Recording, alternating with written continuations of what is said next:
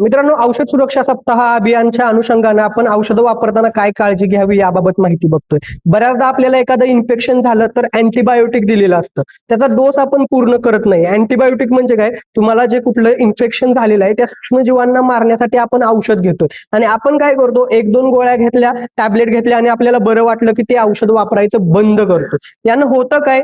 तर ते जे तुम्हाला इन्फेक्शन झालेलं आहे, ते जे सूक्ष्मजीव आहेत, ते त्या औषधाविरुद्ध रेझिस्टन्स तयार करतात. म्हणजेच काय? भविष्यात ही औषधं काम करेनाशी होतात. म्हणजेच काय आहे लक्षात ठेवा, तो जो मायक्रो ऑर्गॅनिझम आहे, सूक्ष्मजीव आहे, तो त्या औषधाविरुद्ध स्वतःमध्ये ताकद निर्माण करतो आणि भविष्यात औषधं काम करेनाशी होतात. म्हणून तुम्हाला जर कोणी अँटीबायोटिक प्रतिजैविक प्रकारातलं औषध दिलं असेल, तर लक्षात ठेवा, जरी तुम्हाला बरं वाटलं, तरी जो काही तुम्हाला 3 टॅबलेट, 6 टॅबलेट ज्या काही दिलेल्या आहेत, तो डोस पूर्ण करणं गरजेचं आहे, जेणेकरून अँटीबायोटिक रेझिस्टन्स होणार नाही.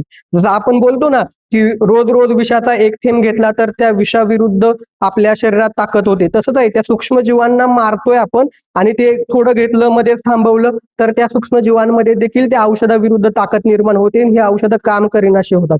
म्हणून काळजी घ्या. भविष्यात औषधं काम करणार नाहीत जर तुम्ही अँटीबायोटिक योग्य प्रकारे वापरली नाहीत आणि स्वतःच्या मनानं अँटीबायोटिक घेऊ नका. डॉक्टरांनी प्रिस्क्राईब केलं तरच ते वापरा. धन्यवाद. Thank you.